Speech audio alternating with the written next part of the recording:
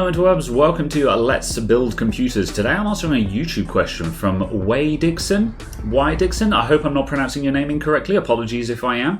He's got a really good question. He's building a gaming PC and he knows a little bit about CPUs and GPUs, but he's been offered 3 different motherboards and he doesn't know which one to buy.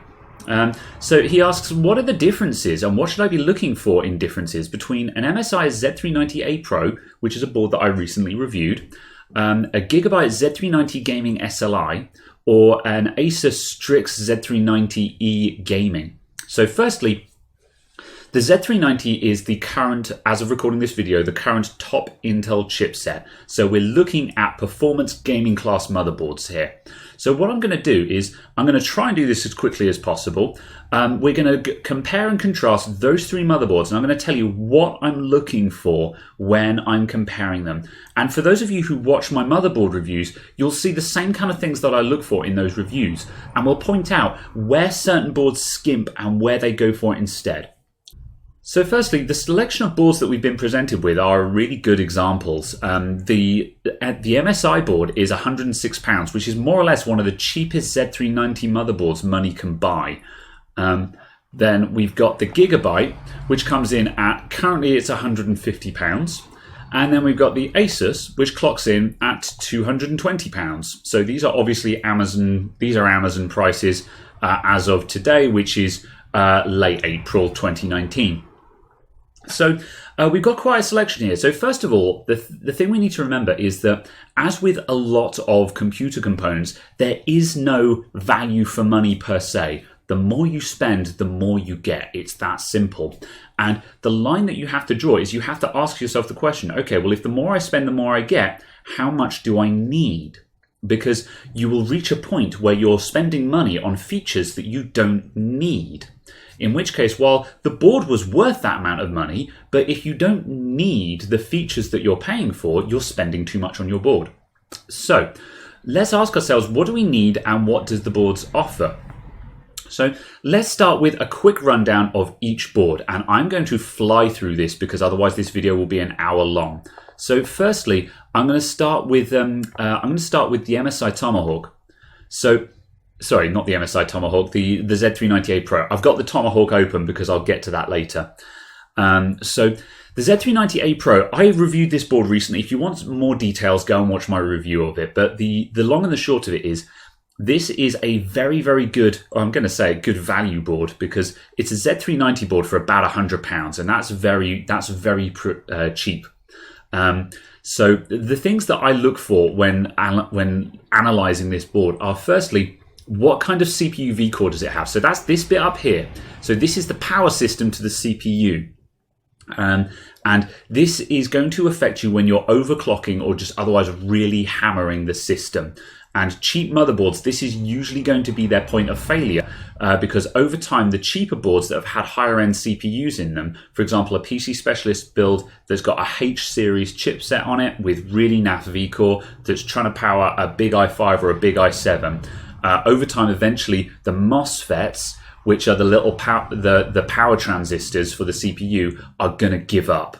And so the vCore on this board will have a number of phases. And in this case, we've got, if we count the inductors, so 1, 2, 3, 4, 5, 6, 7, 8, 9, we've got, on this board, we're likely to have an 8+1 vCore setup, because one of those phases will be for the DDR4 slots. So we've probably got 8 vCore phases for the CPU, and we've got 1 phase for the DDR. So an 8+1 setup is okay. That's more or less our baseline. For a performance board, anything that has less than that is lacking and may struggle with high-end processors. We can also see that it has a heatsink on those vCores. So apart from these apart from the top phases up here, which are going to get less load, there is some cooling on the vCore phases, but as little as they could get away with. So we can already see where they're starting to cut corners on this board. So the next thing is that this board only has 2 PCI Express 16 length slots as opposed to 3 that you see on other boards. And it's also got a very weedy audio circuit. this audio circuit down here, and we can check that in the specifications. It's a very cheap Realtek audio chip, and it only has 4 filter capacitors handling its output, and those filter capacitors are going to try and lower the noise output so you get more sound and less noise, and there's only 4 of them there. So this is more or less as cheap as you can do audio on a motherboard. In addition to that, this board also has, instead of having 2 M2 slots for SSDs, it's got an M2 slot up here and an NGFF slot down here. This is for adding in built-in Wi-Fi. It doesn't have built-in Wi-Fi, but it's got the slot to add in a card for it. You'd use the same kind of card that you put in a laptop. And that's a very strange choice, but that's the thing about this particular motherboard, is that it's not gamer focused. This board is very focused on utility. It's designed for workstations, not for gamers. So as such, it's got a very low focus on gamer stuff. There's no RGB either. You know, however, we have got an awful lot of USB connectivity on this. We've got 2 USB 3 connectors. We've got 2 USB 2 connectors. And on the back of the board, we've got a very wide selection of different monitor connections. However, only 6 USB ports at the back, but it does have a USB-C connector, which is nice. So that's the interesting thing. Also, no digital audio output there as well. So again, that is representative of the crap audio we saw. So this MSI board, it's got the chipset on it, but overall, this board is the bare minimum you can get away with. It's got the feature set of a budget board, but it's got that Z390 chipset in it, which means it's going to perform just fine. So you need to ask yourself, okay, well, this board is cutting corners, but is there anything there that it's missing that I care about? You know, that audio is going to sound just fine unless you've got a really top-end speaker and amp setup. And likewise, 1 M2 slot means you can stick your SSD in there and you can have a hard drive on the SATA ports. No worries, that's absolutely fine. And likewise, we've got the cooling on the main VRMs, which means it's not going to burn out. So that's going to be just fine as well. So the overall impressions of this board are, it's cheap, but the places where they've cut corners are okay. They're things that most people don't mind about. So let's move on to the next board. So our next board is the Gigabyte. Now straight away, look at all that VRM. Look at all the VRMs there. So this board costs another this is £150 as of recording of this video. And before we go any further with this board, it's worth noting that there is another variation that is the Z390 Gaming X. And that is the same board, but without SLI support. And it costs about 135, 132, that kind of area. So it's slightly cheaper, and it's bang on the kind of money that I like to spend on a motherboard, which is about 130, 140, that kind of area. However, anyway, so look, straight away we've got 1, 2, 3, 4, 5, 6, 7, 8, 9, 10, 11, 12 VRMs up there. So that is going to be an 11 plus 1 setup. 11 for the CPU and 1 for the DDR. It may be a 10 plus 2 setup, so 2 for DDR and 10 for the CPU. We'd have to look into the tech specs of the board, or look at somewhere like Adamant, who will take the board apart and look at it. But by counting the inductors, you can get a rough idea of at least the number of phases that are there. Likewise, we also have to remember that you can do stuff like phase doubling, where you have the phases in pairs. So it technically, like if that's a 10 plus 2 setup, it might actually be a 5 plus 2, but each phase has two regulators and things like that. Whatever. The point is, there's more there's more transistors and more everything there. There's more. That's the bit that I care about here. There is more, and it's got cooling on the top VRMs as well as the side ones. So there's more cooling, more VRM, beefier, basically. We can also see straight away that we've got reinforced DDR slots here. So you can see the silver bands on the sides of those ones. It's only on 2 of them, weirdly, but they're nicer, higher quality DDR slots. If we roll down and have a look down in the bottom left here, you can see the audio setup is completely different. This has a higher end Realtek chipset. It's got the 1220 chip, not the cheapo one that the MSI had, and we've got 7 filter caps on the output there instead of 4. So there is a lot more going on with the audio circuit.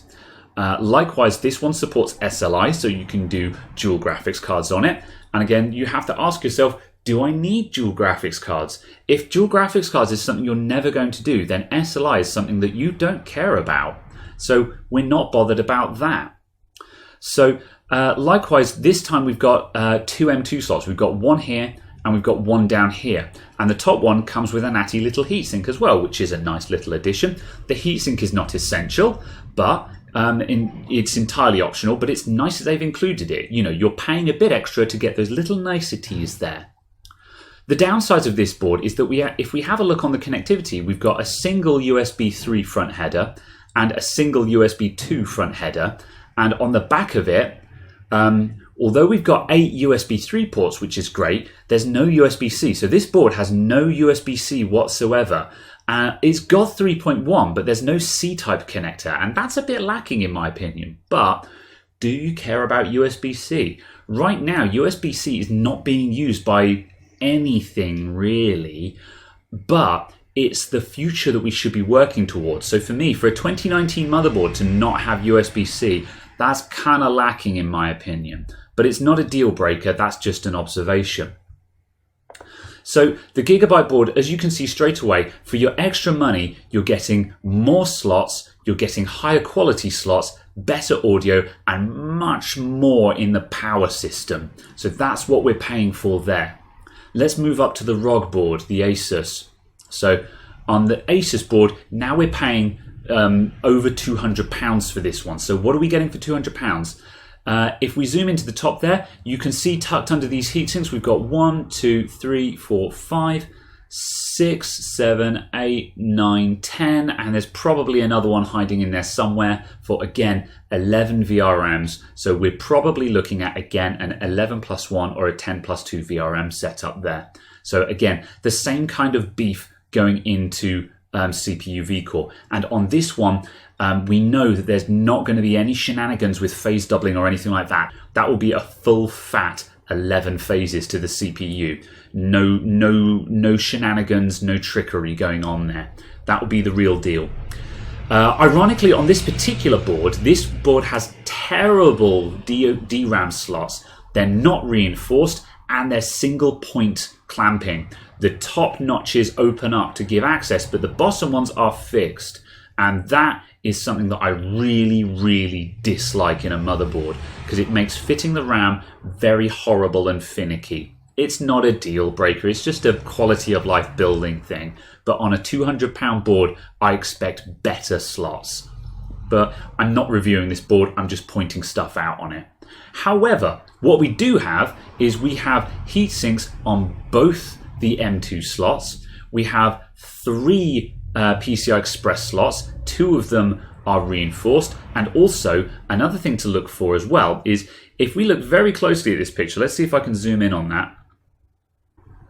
And if we zoom in on those PCI slots, the top one is the 3 16 length ones there. They're all 16 lanes long. However, look very closely at the center there. You can just see the pins in that slot. I don't know if it's going to come out after YouTube mangles the video, but if you go and look at a picture of this motherboard and look very closely, you can see the pins in the PCI Express slots. Now the top one, 16 lanes long. The middle one here, this is actually an 8 times slot because the pins stop halfway along. That's completely normal, most motherboards are like this. However, the bottom one is also 8 times long. Now if we look on the cheaper boards, we'll actually find the MSI didn't have a bottom slot, and on the Gigabyte, the lower slot is actually only 4 times long. So you can see now that on the more expensive board, we're getting more lanes in our PCI Express slots. So if you're reliant on PCI Express slots and you want lots of PCI Express connectivity for video capture cards or other fancy cards, I can't think of anything off the top of my head, that's what you want to look out for. So we're starting to get more PCI Express lanes here. And let's just reset my zoom. Then in addition to that, we have a USB-C front panel connector. So this is the modern, latest connector that really all these boards should have, but don't. This one has got the USB-C front panel connector. It's also got USB 3, normal USB 3 front panel down there. So we've got lots of USB 3 front panel connectors. We've got a USB 2 header there as well for internal peripherals, which is nice. So now, if we look in the bottom left corner of this one as well, you can see that the audio setup is, again, even better. ASUS actually have their own audio chip, which is a rebranded Realtek chip. It's got the Realtek, it's based on the 1220 chip again. So decent 8-channel audio chipset versus the cheapo 7-channel audio from the MSI board. However, now we've got 8-9 filter caps there, and we've got another little guy up there as well. That might be an output filter cap. It's another low ESR cap anyway. The point is, they've really started piling on the filter capacitors on this board to really drop the noise floor down on the audio output. So again, you would, very good audio setup there. Likewise, this board as well, now we're getting into the more expensive area. It's got a lot more stuff in terms of bells and whistles. So on this one, we've got analog and digital RGB headers down the bottom and up the top of it as well. They're hiding just up there. So you can plug in RGB LED strips and control all of them from the board. The other ones have this. Both the Gigabyte and the MSI have got some analog RGB strips, but those are very basic in functionality. Really, you want the digital ones for a really good RGB setup without having to buy a separate controller like an NZXT Hue. So you're paying for that. You can see we've got a lot more heat sinking and metal across the board as well. This isn't really improving the performance of it, but it's adding to the visual aesthetic quality of the whole thing. We've got all of this lovely logo and graphic design. The silk screen on the board looks ace. This is it's a really good looking motherboard, this one. So that is what you're paying for there. So you have to ask yourself is, do I need that kind of functionality? Can we get that from it? And the answer is, what else is there available? Because I'm going to bring in a fourth contender now, which is the MSI Tomahawk. If we switch over to this guy, the MSI Tomahawk, this comes in at £138. So let's quickly compare this guy to the boards we've just looked at and see how it stacks up. Because this one, as you can see, it's got lots of metal work on it, and it's got RGB and stuff like that. What about this one then? How does it stack up to the others? And the answer to that is not bad. Firstly, let's check the VRMs. 1, 2, 3, 4, 5, 6, 7, 8, 9. So we've got a lot less V-core up here. We've got what is probably an 8+1 setup. But on a board like this, I would expect them to be doing naughty things like phase doubling and that kind of thing. And that means that, you've got lots of current handling for your CPU, but they're fake phases. So they're there and they're working, but they're not on the same level as the Gigabyte, or definitely not the ASUS ones. So we've got less V-core up there. We've also got 3 PCI Express slots here. However, let's zoom in and enhance. Oh, and I'm going to break the ASUS website to zoom in that far. But let's look at that. Here's our middle PCI Express slot, and what's that? The pins stop a quarter of the way into the slot. Not even halfway. That's a 4-time slot. That is a 4-time slot. So that is a really naff PCI Express slot. 4x, not even 8x on the second slot. That's really bad. That's terrible, Muriel.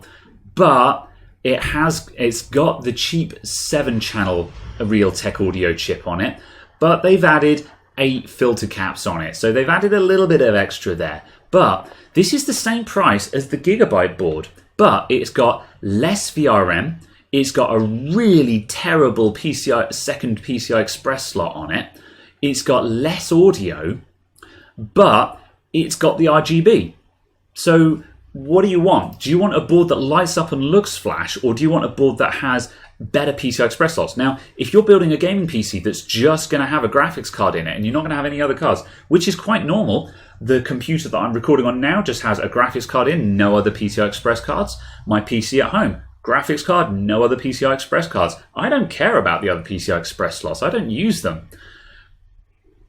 So does it matter to you? That's the question you've got to ask. We can look at that and go, oh, that's really naff, but does it matter to you? That's the big question. Would you rather have all the LEDs and the light up bits and sacrifice the slots, or do you want those really high quality PCI Express slots but no fancy RGB?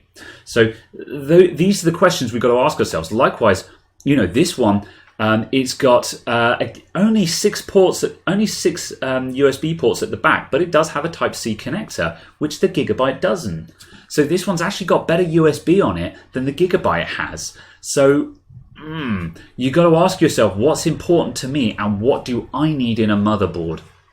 So these are the things that I'm looking at. So if I were buying a board today, MSI, in my opinion, MSI aren't in a good place at the moment. I used to be an MSI fanboy, but the past two generations of their motherboards, I've not been that impressed by them, to be brutally honest. They're not bad boards, but there's no good gamer board, because like this Tomahawk at the moment, this Tomahawk is supposed to be the quality build board, the kind of board that I would buy. But personally, I wouldn't buy this board. I don't like the design. I don't like the way. I don't like the metalwork. It's not my cup of tea.